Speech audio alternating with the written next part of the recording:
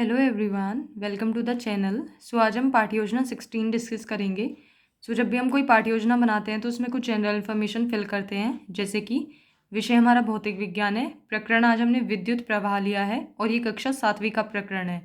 कालांश और दिनांक आप वही फिल करेंगे जिस भी कालांश या फिर दिनांक में आप ये बच्चों को पाठ्य योजना पढ़ा रहे हैं। फिर आते हैं हमारे सामान्य उद्देश्य। जो हमारे सामान्य उद्देश्य होते हैं वो सब्जेक्ट ओरिएंटेड होते हैं, यानी कि बच्चों को अगर हम सब्जेक्ट यानी कि विषय भौतिक विज्ञान पढ़ा रहे हैं तो भौतिक विज्ञान को पढ़ाने के हमारे क्या उद्देश्य, क्या ऑब्जेक्टिव्स होने चाहिए। तो पहला है छात्राओं में वैज्ञानिक गतिविधियों को आधार बनाकर मूल्य दृष्टिकोण और नैतिकता का विकास करना। छात्राओं को सीखने के दौरान सक्रिय करना व उनमें रचनात्मक का विकास करना। जब बच्चे भौतिक विज्ञान पढ़ते हैं तो उन्हें समस्या समाधान की आदत उनमें बन जाती है। वो वैज्ञानिक को सीख कर उसे उसका ज्ञान प्राप्त करके उसे अपने जीवन में सुधार ला सकते हैं, योग्यता व क्षमता का विकास कर सकते हैं। तो ये सभी उद्देश्य हमारे सामान्य उद्देश्य में आएंगे। फिर आते हैं हमारे विशिष्ट उद्देश्य। तो ये हमारे टॉपिक ओरिएंटेड होते हैं, यानी कि अगर हम बच्चों को टॉपिक यानी कि विषय भौतिक जो हमारा प्रकरण है वो विद्युत प्रवाह पढ़ा रहे हैं तो विद्युत प्रवाह को पढ़ाने के हमारे क्या उद्देश्य होने चाहिए। तो छात्राएं विद्युत धारा को प्रदर्शित कर सकेंगी, छात्राएं विद्युत धारा के प्रकारों को वर्गीकृत कर सकेंगी, छात्राएं विद्युत धारा के गुणों को समझने में सक्षम हो सकेंगी। तो ये सभी उद्देश्य हमारे विशिष्ट उद्देश्य में आएंगे।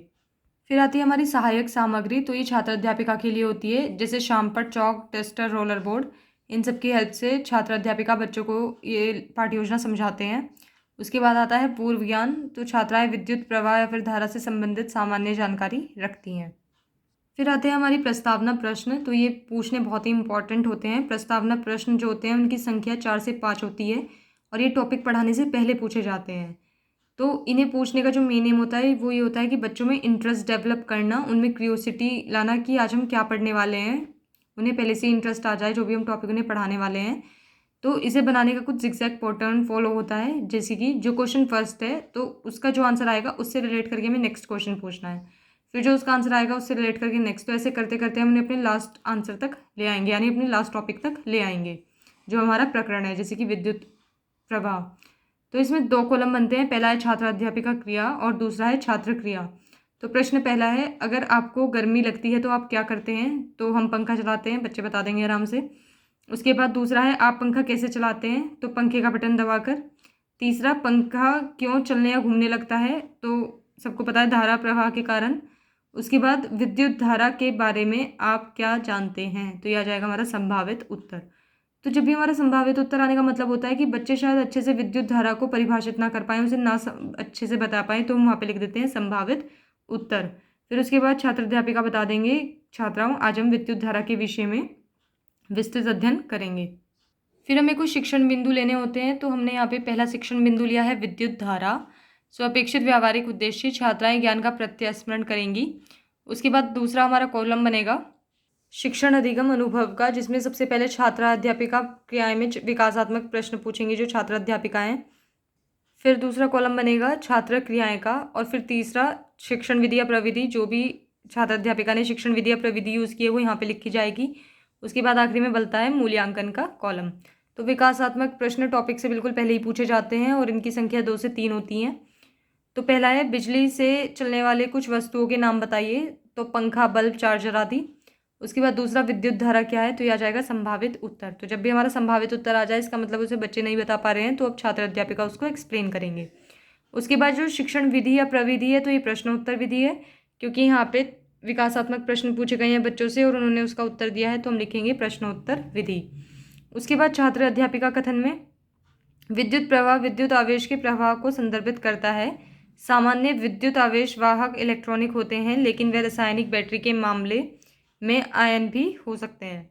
विद्युत धारा का एसआई मात्रक एम्पियर होता है, इसे ए से निरूपित किया जाता है।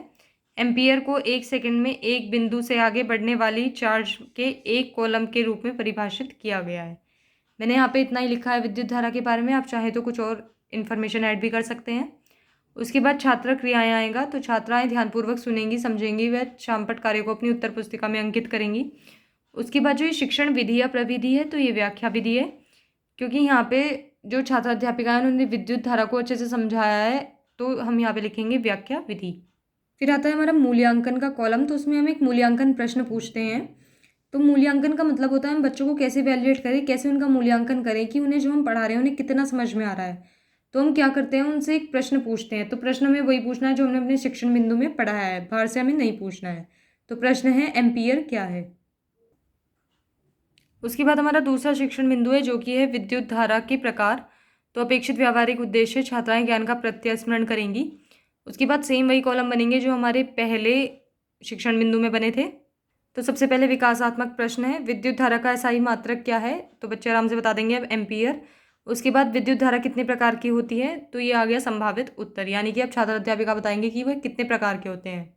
उसके बाद शिक्षण विधि या प्रविधि में यह आएगा हमारा प्रश्नोत्तर विधि, क्योंकि यहाँ पे प्रश्न पूछे गए हैं विकासात्मक, तो हम लिख देंगे प्रश्नोत्तर विधि। फिर आता है छात्र अध्यापिका कथन। तो विद्युत धारा दो प्रकार की होती हैं। पहला है एक दिश धारा, यह धारा केवल एक ही दिशा में प्रवाहित होती है। उदाहरण कंप्यूटर, टेलीफोन में ये धाराएं यूज होती हैं। दूसरा है प्रत्यवृत्ति धारा, इस प्रकार में धारा अपनी दिशा बदलती हैं। एसी का ग्राफ साइन वेव जैसा दिखता है, जिसका मतलब है कि धारा इधर उधर बहती है। इसका उदाहरण है ऑडियो रेडियो सिग्नल। उसके बाद आते हैं हमारे छात्र क्रियाएं। तो छात्राएं ध्यानपूर्वक सुनेंगी, समझेंगी तथा शामपट कार्य को अपनी उत्तर पुस्तिका में अंकित करेंगी। उसके बाद जो हमारी शिक्षण विधि या प्रविधि है, तो ये व्याख्या विधि है, क्योंकि यहाँ पे अच्छे से उन्होंने एक्सप्लेन किया है अपना शिक्षण बिंदु, तो हम लिख देंगे व्याख्या विधि। फिर आता है हमारा मूल्यांकन प्रश्न। तो एक देश धारा के उदाहरण बताइए। फिर आता है हमारा तीसरा शिक्षण बिंदु जिसमें है विद्युत धारा के गुण। तो अपेक्षित व्यावहारिक उद्देश्य, छात्राएं ज्ञान का प्रत्यस्मरण करेंगी। उसके बाद सेम वही कॉलम जो हमने पहले अपने दो शिक्षण बिंदु में बनाए हैं। तो सबसे पहला हमारा जो विकासात्मक प्रश्न है वो है इलेक्ट्रॉनिक उपकरणों के नाम बताइए। तो अब बच्चे आराम से बता देंगे टीवी, रेफ्रिजरेटर आदि।